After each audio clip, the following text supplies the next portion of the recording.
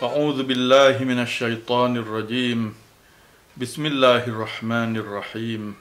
Allahumma salli ala Muhammadin wa ali Muhammad. Alhamdulillah, kita bersyukur kepada Allah Subhanahu wa taala yang telah mengurniakan kepada kita taufik sehingga dapat kita bertemu sekali lagi.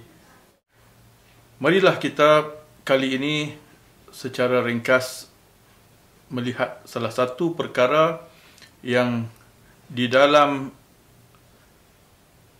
pandang dunia ataupun world view Islam yang begitu penting.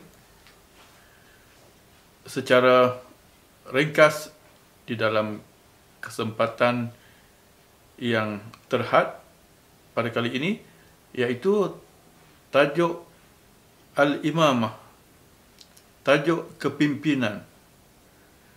Seperti mana yang disabdakan oleh Amirul Mukminin Ali ibn Abi Talib salamullah alaih, Al-Imamah nizamul ummah. Imamah, iaitu perkara kepimpinan, adalah nizam.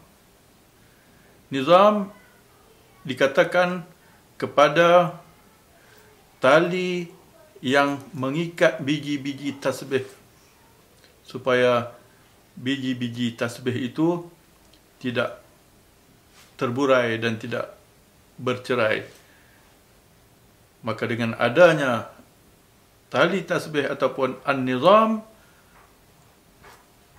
biji-biji tasbih yang banyak itu berada di dalam satu susunan yang tidak bercerai-berai. Maka itu beliau telah bersabda, Al-Imamah nizamul ummah. Imamah adalah seumpama nizam bagi umat ini. Jadi tajuk ini begitu penting. Marilah kita secara sepintas lalu melihat firman Allah Subhanahu wa taala di dalam surah An-Nisa ayat 59. A'udzu billahi minasyaitonir rajim. Ya ayyuhalladzina amanu, wahai orang-orang yang beriman, athi'ullah wa athi'ur rasul wa ulil amri minkum. Taatlah kalian kepada Allah dan taatlah kalian kepada Rasul dan ulil amri dari kalangan kalian. Fa in tanaza'tum fi syai'in farudduhu ila Allah war Rasul. Jika kalian berselisih faham di dalam sesuatu, maka kembalikan perkara itu kepada Allah dan kepada Rasulullah. In kuntum tu'minuna billah wal yaumil akhir. Sekiranya kalian beriman kepada Allah dan hari akhirat. Shadaqallahul aliyyul azim.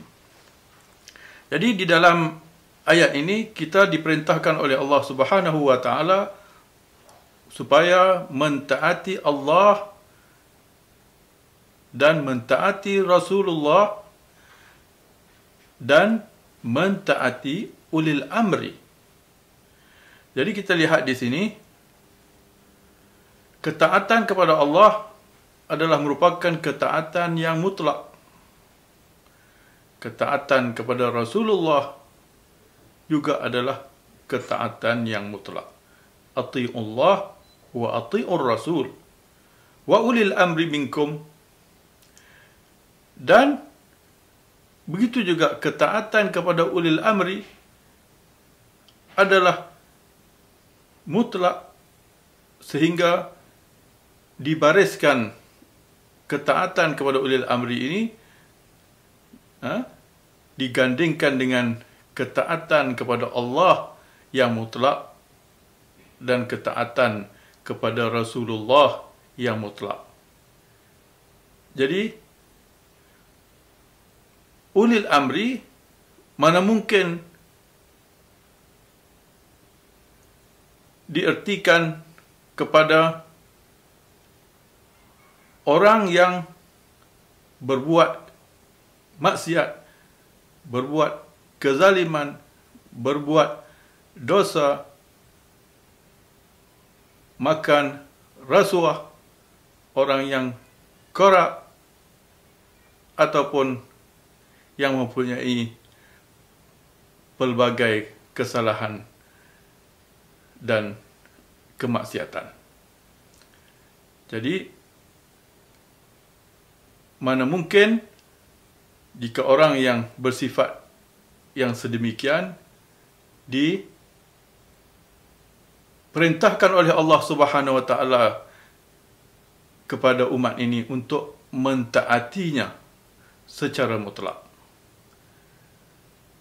Jadi, kita lihat di dalam Al-Quran, Allah Subhanahu wa taala di dalam banyak ayat di dalam Al-Quran telah melarang ketaatan kepada beberapa golongan. Di antara ayat yang dilarang umat untuk mentaati mereka ialah la tuti' minhum asiman aw kafura. Jangan kamu taati dari kalangan mereka orang yang asim, yang berbuat dosa ataupun yang sangat kufur. Dan ayat-ayat yang lain yang banyak yang melarang ketaatan kepada orang-orang yang mempunyai berbagai-bagai sifat. Tetapi kita lihat di dalam ayat Ati'ullah wa ati'ur rasul wa ulil amri minkum, kita lihat di situ perintah ketaatan kepada ulil amri adalah seperti perintah mentaati Allah yang mutlak dan perintah mentaati Rasulullah secara mutlak, yang tiada quyud dan tiada syurut, yang tidak ada bersyarat. Jadi kita lihat di dalam dunia ini, di dalam tajuk kepimpinan, imamah, ataupun wilayatul amr, ataupun ulil amri, di dalam memahami ulil amri ini, kita lihat ada beberapa kaedah, beberapa cara yang diguna pakai. Di antaranya, kita lihat ada yang memperkenalkan ulil amri dengan contohnya wilayatul ahdi, keputeraan mahkota. Apabila seorang pemimpin itu meninggal dunia ataupun sebelum meninggal dunia, maka diperkenalkan penggantinya secara keputeraan mahkota, waliyul ahdi. Ada yang ditentukan kepimpinan itu dengan kepimpinan minoriti ke atas majoriti. Di sini kita lihat juga berlaku pengabaian suara ramai, pengabaian jumhur. Ada yang menentukan kepimpinan dengan kepimpinan majoriti ke atas minoriti. Di sini, walaupun kaedah ataupun cara ini memberi jalan keluar dan jalan penyelesaian, tetapi ia tidak bermakna kebenaran dan pihak yang hak diberi wewenang ataupun diberi autoriti di dalam perkara ini.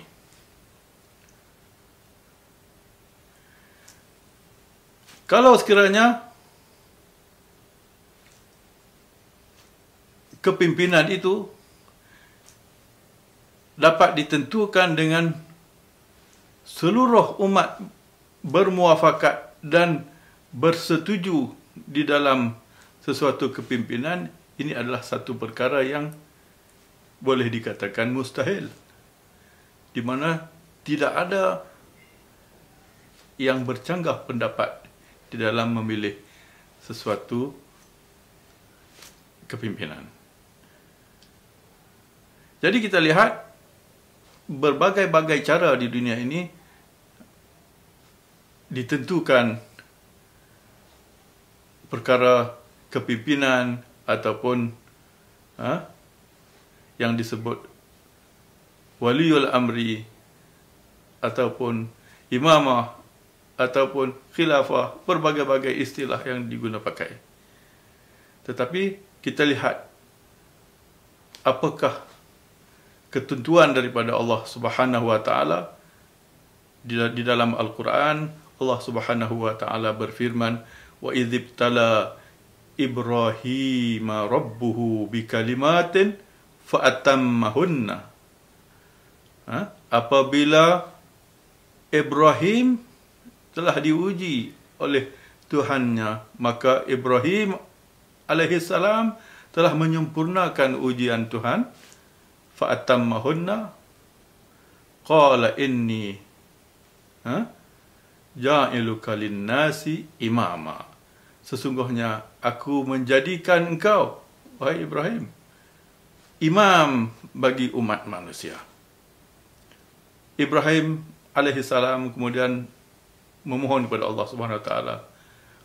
Qala wa min dzurriyyati, berkata Ibrahim, dan daripada zuriatku ya Allah, jadikanlah juga imam. Seperti mana Allah berfirman, inni ja'iluka linnasi imama, wahai Ibrahim, aku menjadikan engkau imam bagi umat manusia. Jadi Ibrahim memohon kepada Allah Subhanahu wa taala, maka Allah menjawab, la yanalu ahdi al-zalimin. Jadi janjiku ini, kurniaanku ini tidak sampai kepada zuriatmu, keturunanmu yang zalim. Jadi di sini Allah Subhanahu wa taala menentukan ciri-ciri ataupun kriteria yang ada bagi seorang yang ditentukan oleh Allah Subhanahu wa taala sebagai imam, sebagai yang memegang tampuk kepimpinan ilahi ataupun waliul amri. Ati'ullah wa ati'ur rasul wa ulil amri minkum. Allahumma salli ala Muhammad wa ali Muhammad.